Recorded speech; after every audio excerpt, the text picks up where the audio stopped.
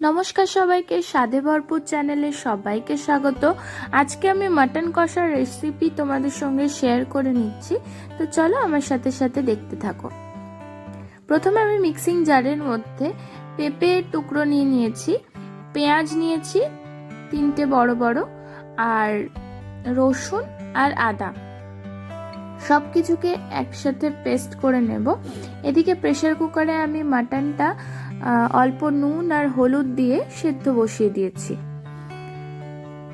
7-8টা city দিয়ে আমি মাটনটাকে সেদ্ধ করে নিয়েছি। সেদ্ধ করে নেওয়ার পরে আমি যে মশলাটা বানিয়ে রেখেছিলাম পেঁপে, পেঁয়াজ, আদা, রসুন দিয়ে, সেটা মাংসের মধ্যে পেস্টটা মাখিয়ে নিলাম। নিয়ে হলুদ গুঁড়ো, লঙ্কা গুঁড়ো, জিরে গুঁড়ো, ধনে গুঁড়ো সব কিছু দিয়ে একসাথে মাখিয়ে নেব মাটনটাকে।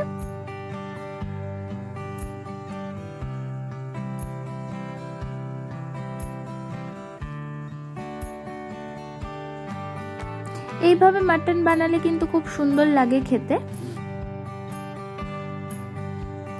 সমস্ত গুঁড়ো মশলাগুলো দেওয়ার পরে আমি এর মধ্যে এবার টক দই অ্যাড করছি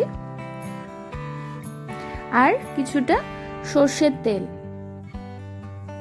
সবকিছুকে ভালো মতো করে মাখিয়ে নিচ্ছি। মাখিয়ে নিয়ে 2 ঘন্টার মতো ম্যারিনেট করে রেখে দেব। এরপর মিক্সিং জারের মধ্যে ধনেপাতা আর টমেটো আমি পেস্ট করে রেখে দিলাম।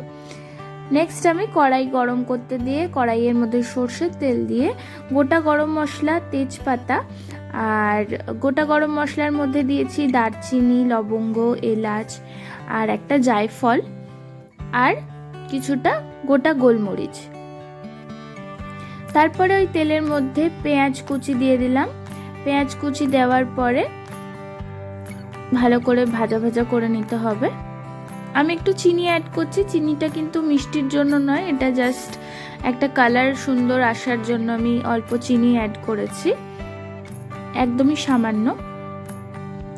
এরপর পেঁয়াজ ভাজাগুলো হয়ে যাওয়ার পরে ম্যারিনেটেড মাটনটা আমি দিয়ে খুব ভালো করে নাড়াচাড়া করে করে কষিয়ে নিতে হবে।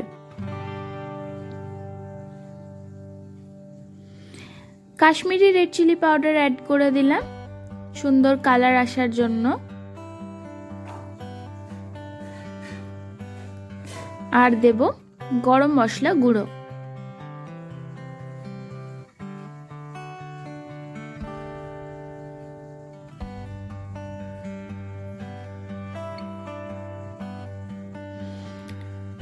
নুন অ্যাড করে দিচ্ছি। যেহেতু মাটনটা নুন দিয়েই সেদ্ধ করেছিলাম, তাই নুনটা একটু টেস্ট বুঝে দিতে হবে। এরপর টমেটো আর ধনেপাতা যে বেটে রেখেছিলাম সেটাও অ্যাড করে দিয়ে আবারও ভালো মতো করে কষিয়ে নিতে হবে।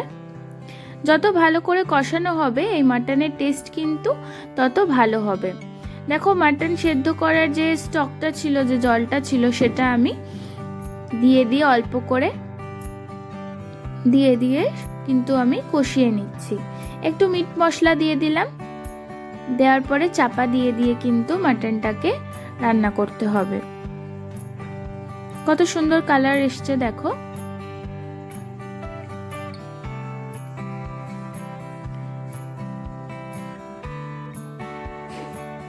এটা কিন্তু গরম গরম সাদা ভাতের সঙ্গে খেতে দারুণ লাগে। এরপর আমি একটু জায়ফল একটু গুঁড়ো করে দিয়ে দিচ্ছি ঘষে। জায়ফল কিন্তু বেশি দিলে টেস্ট ভালো হয় না, অল্প সামান্য করেই দিতে হবে।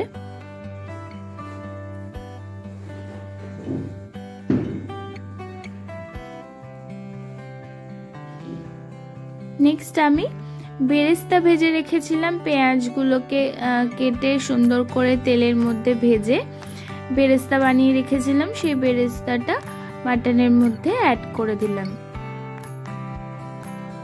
দিয়ে আবারও ভালো মতো করে নাড়াচাড়া করে কিন্তু আমার মাটন একদম রেডি সার্ভ করার জন্য। কেমন লাগলো অবশ্যই কমেন্ট করে জানিও।